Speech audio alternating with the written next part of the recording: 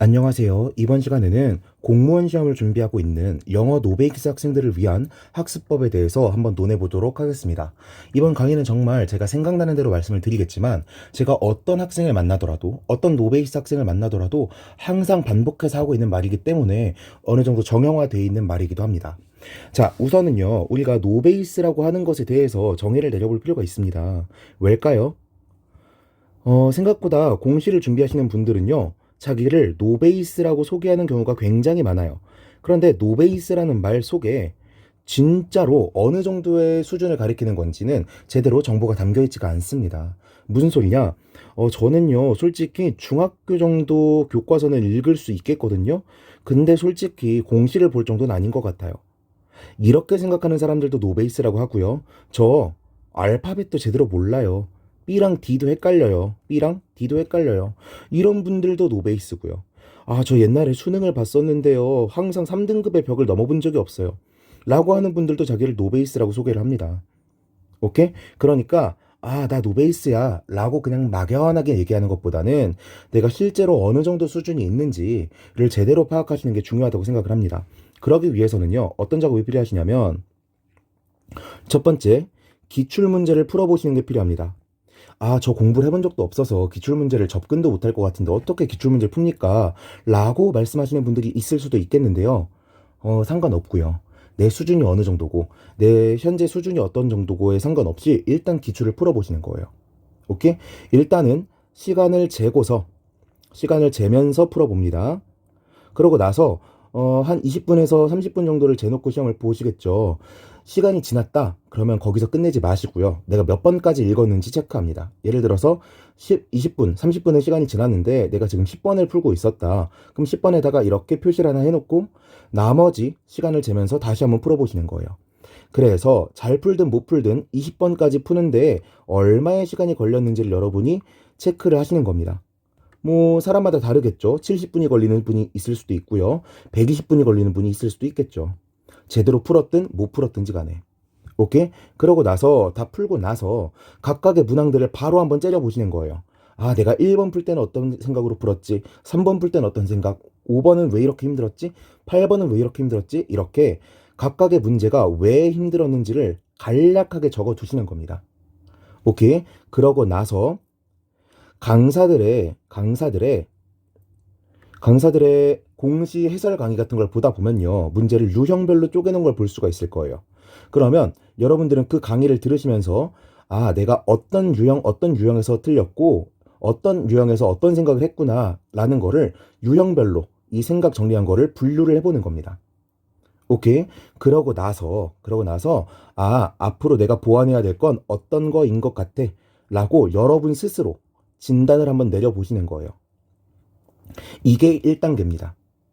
오케이? 그러고 나서 여러분이 학원을 다니거나 아니면 조금 더 잘하는 사람을 알고 있거나 아니면 과외를 받거나 이런 경우에 그 선생님에게 시험지를 가져가세요.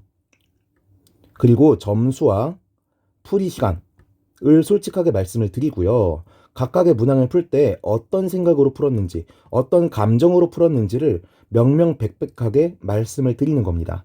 그러면 먼저 영어를 공부해 본 사람의 입장에서 어느 부분을 보완해야 될지를 그분 나름대로 진단을 해 주실 거예요. 그럼 여러분들은 그분들이 나름대로 진단해 주신 것과 내가 스스로 진단한 것들을 곰곰이 다시 생각해 보는 시간을 가져야 됩니다. 즉, 조합을 해보는 시간을 가져야 되는 거예요. 그래서 이 사람이 진단해준 학습 방법과 그리고 여러분이 스스로 생각한 학습 방법을 합쳐서 여러분만의 계획을 한번 쭉 그려보는 겁니다. 그래서 내가 몇 년을 시험을 준비할 건지, 솔직히 초수에 붙을 수 있는지 없는지 자기가 봐도 알 수 있잖아요. 몇 년을 준비할 건지 대략적으로 생각을 해보고요. 그렇다면 각 시기별로 어떤 걸 준비하면 좋을지를 대략적으로만 계획을 해봅니다. 이거는 뭐 반기별, 분기별, 월별로 대략적으로만 그림을 그려보시는 거예요.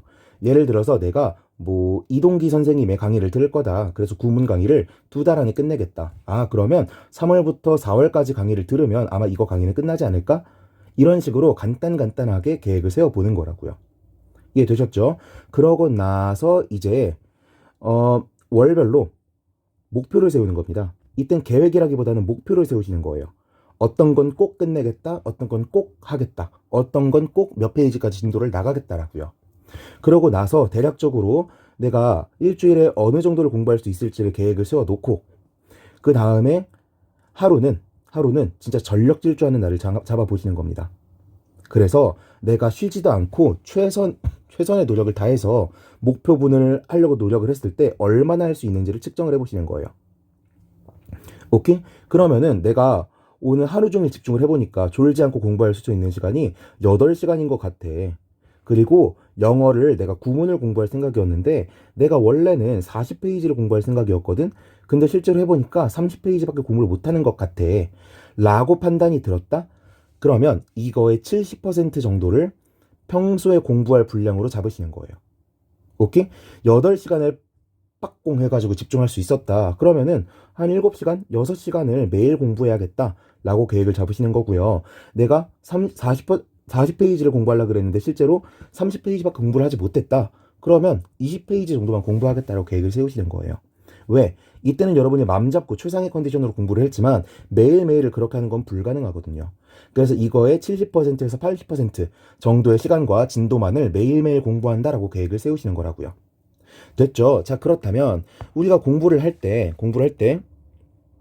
어떻게 뭘 공부할지를 계획을 세울 수 있을지를 알아봐야겠죠.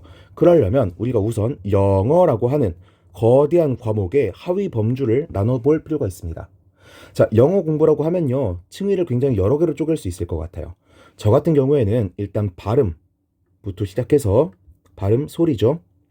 스펠링, 그리고 이 스펠링들이 모여서 만들어지는 단어, 그리고 단어들이 모여서 만들어지는 구, 그리고 절, 그리고 이 구와 절까지 공부하고 나면 배우게 되는 문법 관계들, 그러고 나서 공부할 수 있는 문장들, 그리고 우리가 주로 독해 시험의 범위가 되는 단락 수준의 글들, 그리고 우리가 공시에서는 만나볼 일이 없는 단락들이 합쳐진 글의 단위까지 이렇게 쭉 단위를 좀 나눠볼게요. 그렇다면 여러분들의 수준을 이 범주에 맞춰서 한번 진단을 해보는 겁니다. 아, 내가 R을 어떻게 읽는지, L을 어떻게 읽는지, 뭐 K를 어떻게 읽는지 기본적인 발음들을 알고 있나? 체크해 보시고요. 그렇다면 내가 애플이 APPLE로 구성됐다라는 걸 알고 있나? 그렇다면 내가 ACE란 단어가 있다면 맨 끝에 E가 나오니까 얘는 A가 아니라 A로 읽는 게 조금 더 적합하겠구나 라고 하는 규칙들을 어느 정도 알고 있나? 즉, 파닉스를 알고 있나? 라고 하는 것도 한번 진단을 해보시고요. 아, 그 정도를 알고 있다면 내가 단어를 어느 정도까지 알고 있지? 중학교 수준 단어? 고등학교 수준 단어? 아니면 공무원 시험 단어? 어느 수준을 알고 있을까? 그렇다면 만약에 내가 중학교 단어를 몰라. 그렇다면 여러분들은 또 고민을 해보셔야 되는 거예요. 중학교 수준의 단어장부터 공부할까? 아니야. 난 시간이 없으니까 고등학교 수준의 단어장부터 공부하고 중학교 수준의 단어들은 내가 지문에서 만날 때마다 그때그때 체크하는 걸로 공부할래. 아, 그러면 내가 고등학교 수준의 단어만 공부하더라도 힘에 붙이지 않을까? 그럼 당장은 공무원 시험 단어는 공무원 시험 수준의 단어들을 공부하지 않는 게 좋겠어. 이런 식으로 계획을 세우시는 거라고요.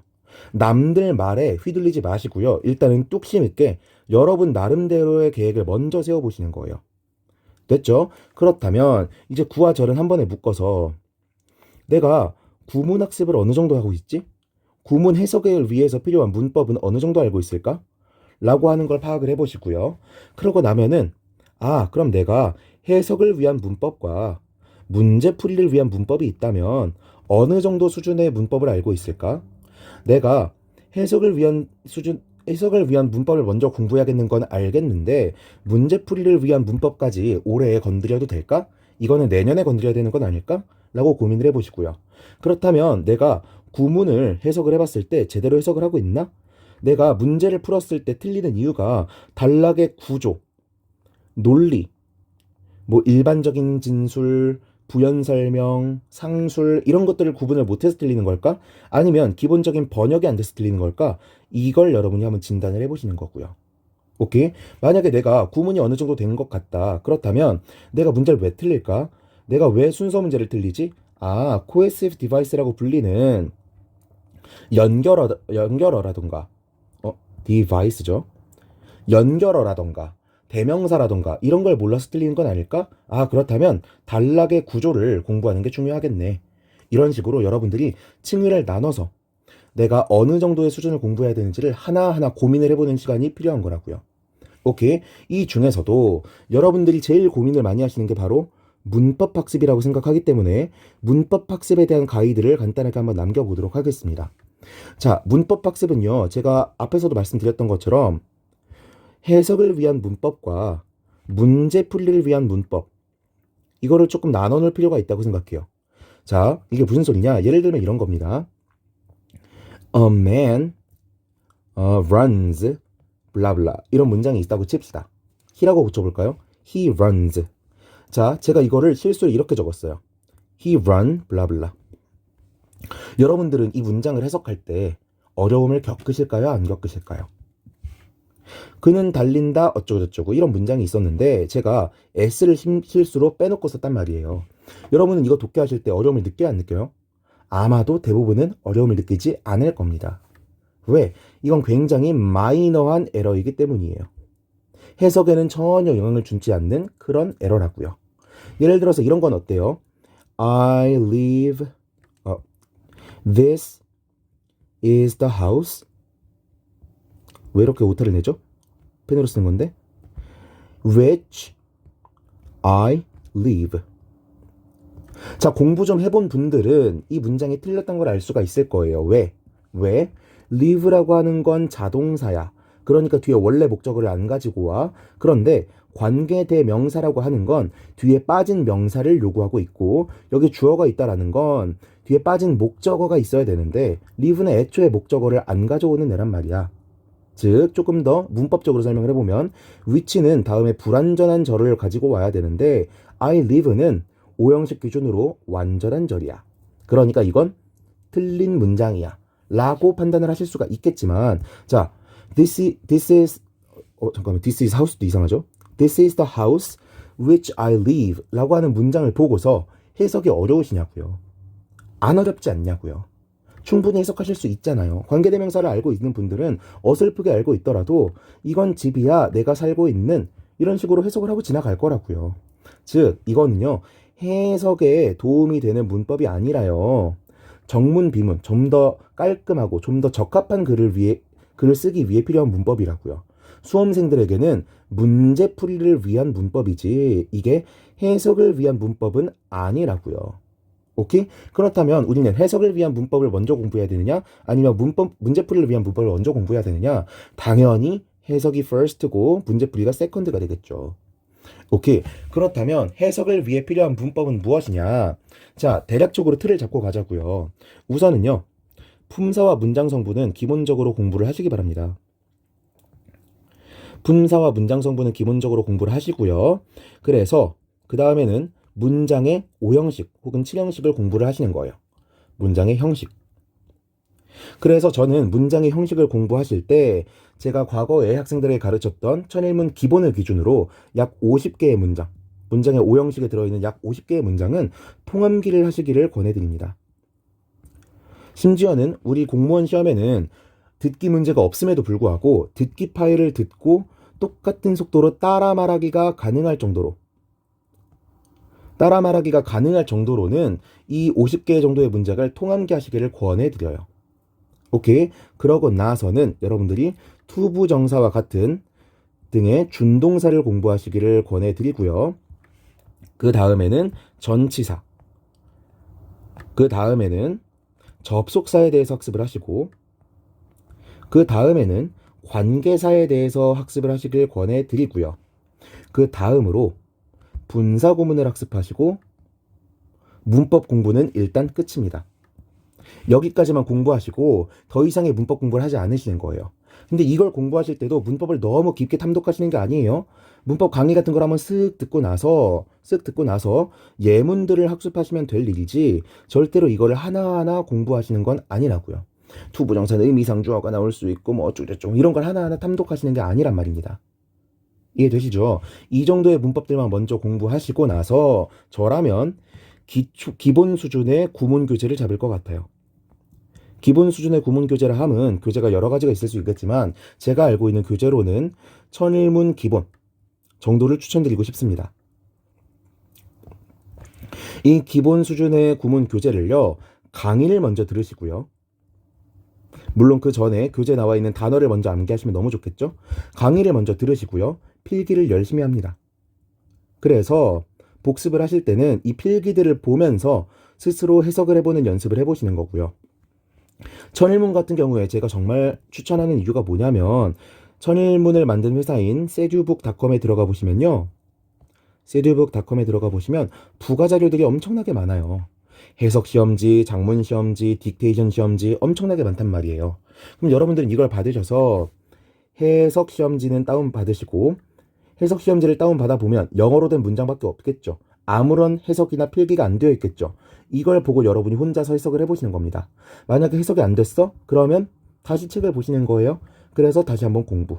그러고 나서 다시 한번 해석 시험지. 해석이 가능한가? 방금 본 것 같은데 또 해석이 안 돼? 다시 돌아가. 또 공부해. 그 다음에 다시 해석 시험지. 해석이 되나? 이때쯤 되면 되겠지. 그리고 넘어가시는 겁니다. 오케이. 그래서 진도를 척척척척 빼시는 거예요. 뭐를? 구문 교재를. 문법 교재가 아니라. 아셨죠? 이렇게 쭉쭉쭉쭉 진도를 나가요. 그래서 최대한 빨리 완강을 하시는 겁니다. 완강을 하시고 나시면 우리 매일매일 단어장 외우실 거잖아요. 마치 그것처럼 단어장을 암기하시고 나서 꼭 구문 교재를 한 챕터에서 5챕터 정도 한 챕터에서 5챕터 정도를 눈으로 쓱 읽어보시는 거예요. 눈으로 쓱 읽었는데 해석이 안 되는 문장이 있다. 그러면 다시 책을 펴고 복습. 근데 눈으로 쓱 읽어보니까 해석이 바로바로 된다? 나 공부 잘했네. 넘어가시는 거예요. 오케이? 그래서 매일매일 공부하는 걸 단어장만 하시는 게 아니라 구문 교재도 이미 내가 한번 완강한 이 구문 교재도 매일 1챕터에서 5챕터 정도를 매일매일 복습하시는 거예요. 눈으로 훑어본다는 게 정말 중요한 겁니다. 펜으로 뭐 하시는 게 아니라 해석 시험지 뽑으셔가지고 눈으로만 해보시는 거예요. 아무런 필기도 없는 상황에서 내가 챕터의 이름과 그 문장만 보고서 해석이 되는지 안 되는지를 매번 검토하시고 안 돼 있으면 복습, 해석이 된다? 넘어간다. 이거 반복하시는 거예요. 그러면 제가 맨날 영어만 할 것도 아닌데 어떻게 이렇게 합니까? 물론 영어만 하실 거 아니죠. 하지만 영어 같은 경우에는 일단 기본기가 잡혀 있어야지 공부를 시작할 수 있는 과목이기 때문에 초창기에는 나머지 과목들 2라고 하면 영어에다가 팔을 쏟아 부으시더라도 손해보는 게 아닐 거라고요. 영어를 과락만 면할 점수만 얻겠다라는 계획을 세우셨다고 해서 다른 과목들보다 공부 시간을 줄여버리시면 해석도 안 돼, 단어도 안 돼, 문법도 안 돼, 어휘도 안 돼, 아무것도 안 되는 모질이 상태로밖에 남아있을 수가 없어요. 모질이라고 표현해서 정말 죄송하지만 제가 긴 시간을 투자하고 긴 시간 공부했음에도 불구하고 그렇게 어정쩡하게 공부를 해버리면 진짜 모질이라는 표현 말고는 사용할 수가 없는 정말 시간을 낭비한 그런 수험생으로밖에 남을 수가 없다라는 겁니다. 이해되셨죠? 그리고 매일같이 이렇게 투자를 하시잖아요? 그러면 5챕터의 문장들을 눈으로 훑어보는데 얼마나 걸릴 것 같아요? 시간이 5분에서 10분까지 단축이 되게 됩니다. 그러면 우리는 매일 5분에서 10분만 투자하셔서 5챕터 정도에 해당하는 문장 패턴들을 눈으로 훑어보고 복습을 해보는 효과를 누릴 수가 있는 거예요. 그리고 매일같이 이렇게 문장들을 보잖아요?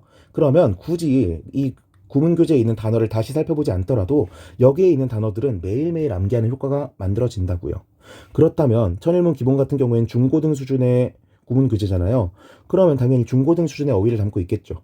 그렇다는 건 우리가 구문교재만 자주 보더라도 중고등 수준의 어휘들은 충분히 많이 암기를 하고 지나가실 수가 있다는 겁니다. 이해되셨죠? 자, 그렇다면 이러한 학습을 어떻게 하면 좋은가 그 구체적인 방법을 알려드리는 게 중요하겠죠? 추천입니다. 첫 번째, EBSI에 가시면요. 고등 입문 강의라는 게 있어요.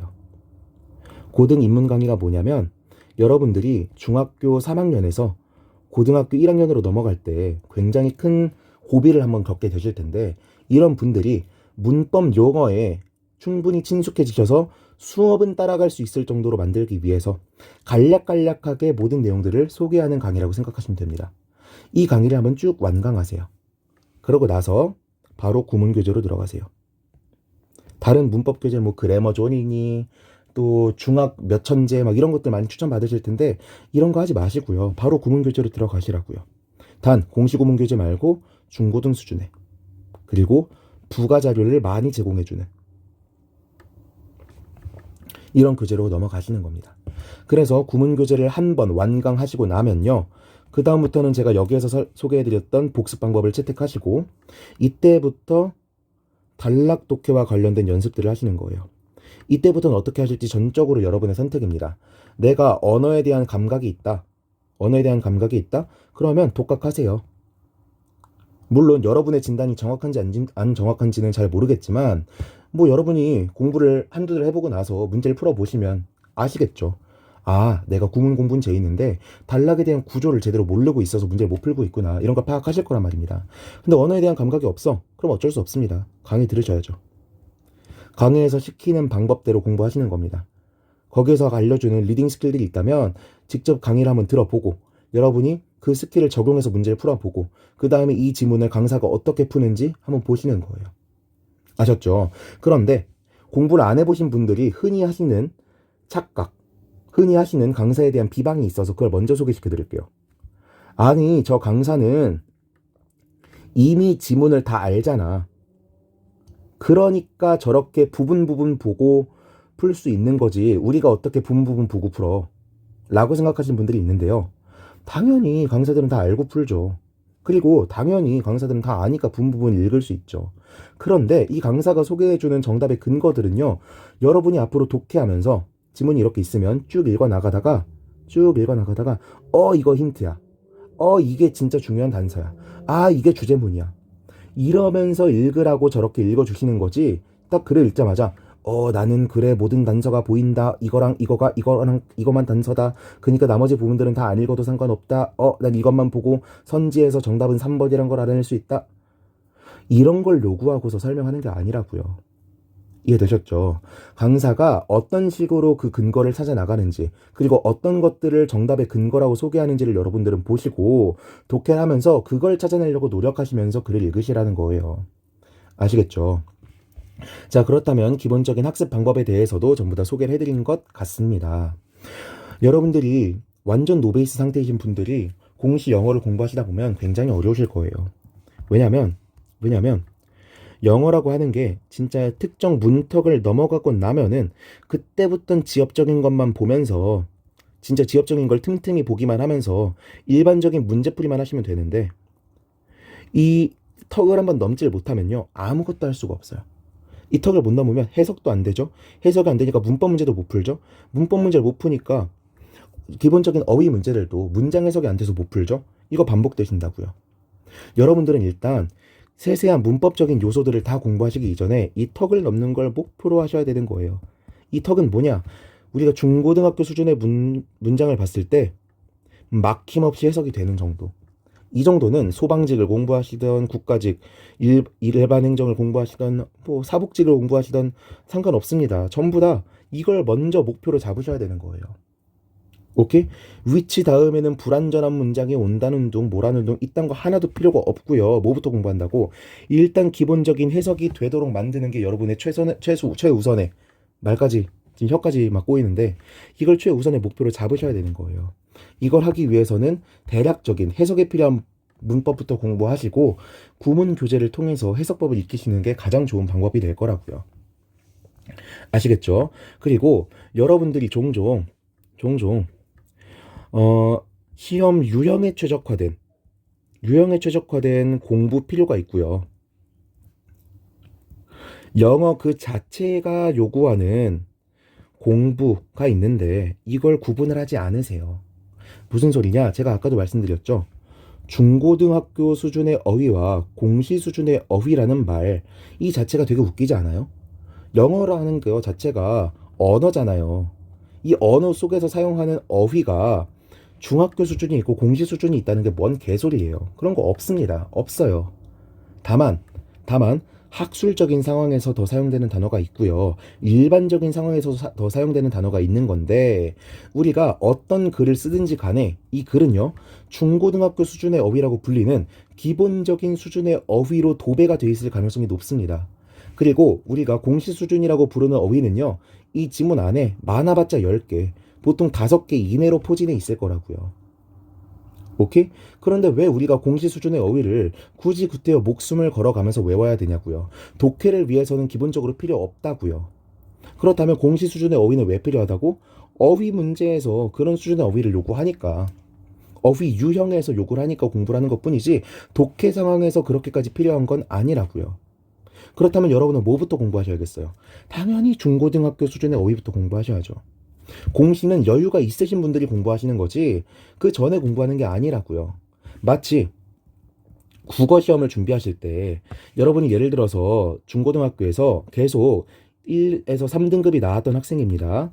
그러면 국어 공부 솔직히 하실 필요 없어요. 없다고요. 만약 하신다고 하더라도 문법 정도만 강의를 빠르게 한번 듣고 지나가시는 거지 추가적인 공부하실 필요 없습니다. 그냥 문제풀이만 틈틈이 하시면 되는 거죠. 왜 소설 강의를 듣고 있습니까? 왜 시 해설 강의를 듣고 있습니까? 여러분 중고등학교 때 전부 다 공부했던 것들인데 이해됩니까? 그런데 만약에 국어를 시험을 공부하실 때 한자성어라던가 맞춤법이라던가 이런 것들 있잖아요. 이런 것들은 여러분이 따로 시간을 내어서 공부를 해야 되는 지엽적인 애들이죠. 이런 것들을 노베이스들이 공부를 하면 될까요? 안 될까요? 과감하게 말씀드릴게요. 누구 인생을 망칠 수도 있는 말인 거 알지만 과감하게 노베이스는 이거부터 공부하시는 게 아니에요. 기본적으로 소설을 어떻게 읽어야 되는지, 시를 어떻게 읽어야 되는지, 비문학을 어떻게 읽어야 되는지, 기본적인 문법이 무엇인지 얘네들을 먼저 공부하시는 거지 달달달 암기로 해결하는 한 시험에서 한 문제에서 세 문제 정도밖에 안 나오는 이걸 공부하시는 게 아니라고요. 오케이? 내가 국어가 40점, 50점도 안 나온다. 꽤야 60점 나오는 노베이스 학생이다. 그럼 이거부터 준비를 하셔야지 왜 이걸 외우고 있습니까? 이해되셨어요? 이거는 나중에 시간이 남으면 영어 단어 외우듯이 매일 틈틈이 조금씩 외우는 애들이지 이걸 목숨 걸고 하루에 막 3시간, 4시간씩 외우는 게 아니라고요. 공시에서 나오는 공시 수준의 어휘라고 하는 것도 같은 녀석들이라고요. 이해됐습니까? 제가 지금 흥분해서 말을 했는데 여러분이 제발 시험 특정 유형에 필요한 공부와 일반적인 능력을 키우는 공부를 구분하셔서 공부를 하셔야 된다고요. 이해되셨어요? 자, 이 정도 말씀을 드렸다면 기본적으로 공시 노베이스 학생들이 어떻게 영어 공부에 접근을 하셔야 되는지에 대해서 기본적인 내용들은 다 훑어드렸다고 생각을 합니다. 물론 제 방법이 통하지 않는 분들이 있을 수 있고요. 저는 완전 노베이스 분들이 아니라 단어 정도는 읽을 수 있으신 분들, 파닉스 정도는 하실 수 있으신 분들, 중학교까지는 공부를 했으나 고등학교 공부를 해본 적 없으신 분들을 겨냥해서 말했기 때문에 모든 학생들한테 통하는 말이 아닐 수도 있습니다. 하지만 제 이 설명들을 쭉 들으시면서 아, 저 사람이 말하려고 하는 게 이런 거구나. 그렇다면 저 사람이 한 방법을 그대로 따르진 않더라도 내가 어떤 식으로 공부법을 세워야겠구나 라고 하는데 참고하실 수 있는 방향성 정도는 가져가실 수 있으시리라고 확신합니다. 제발 남이 하는 공부 그대로 따라가지 마시고요. 강사들이 중간 수준 혹은 상위권들을 겨냥해서 하는 말들 그대로 따라가지 마시고요. 적중 못했다, 저 강사 때문에 80점밖에 안 나왔다 이런 말들을 듣지 않기 위해서 면피용으로 하는 발언들 그대로 따라가지 마시고요. 여러분들의 상황을, 여러분들의 실력을 있는 그대로 먼저 체크하셔서 여러분들에게 맞는 공부를 먼저 시도하시길 바라겠다고요. 오케이? 남들이 3달 만에 공부를 끝냈다? 남들이 5년 동안 공부하니까 비로소 공부가 끝나더라? 이딴 말 들으시지 마시고요. 3달 만에 공부 끝냈던 사람이 어느 정도 수준이었는지, 그래서 어떤 걸 공부할 필요가 없었는지, 어떤 것만 했으면 됐었는지, 그래서 3달 동안 그 몇 과목만 공부하면 됐던 그 과목들을, 그 2과목을 어떻게 공부를 했길래 2달 동안 그 점수를 만들었는지, 여러분에게 특화시킨 참고를 하셔야지, 이것 그 자체를 따라가지 마시라고요. 5년 동안 공부한 사람, 진짜 공부를 인생에서 단 한 번도 해본 적 없는 사람이면 공부를 조금이라도 해본 여러분들한테는 해당이 안 될 수도 있잖아요. 오케이? 그러니까 5년 동안 공부하지 않았던 사람들이 어떤 시도를 했고 어떤 실패를 겪었고 그래서 어떤 식으로 바꿨는지를 차근차근 서사를 밟아 나가시면서 나는 이 사람처럼 되지 말아야지, 아 나는 이 부분은 이 사람처럼 공부해야지 라고 하는 부분들을 여러분에게 최적화시켜서 공부를 하시려는 시도를 하시라는 겁니다. 아시겠죠? 제 강의를 들으시는 분들의 다수가 공시 수험생들이란 걸 알고 있고 그렇기 때문에 너무나 팔랑귀들이 많고 너무나 잘못된 공부를 하시려는 분들이 많아서 이번 강의를 촬영해 보게 되었습니다. 이 강의가 공시를 준비하시는 여러분들에게 도움이 됐으면 좋겠고요. 제가 흥분하면서 말했던 부분들, 그리고 제가 다소 과격하게 모질이라는 표현을 썼던 부분들 모두 사과를 드리지만, 그럼에도 불구하고 제가 강조드리려고 했던 내용이 무엇이었는지 여러분들이 조금 파악을 해주셨으면 좋겠습니다. 이 강의 들으시느라 고생 많으셨고요. 정말 난잡하게 필기를 해놨는데 이거를 시간 순으로 따라오신 여러분들은 필요한 분들 잘 필기하실 수 있으셨으리라 믿으면서 이번 강의 이렇게 마치도록 하겠습니다. 여러분들 앞날을 응원하겠습니다. 수고하셨습니다.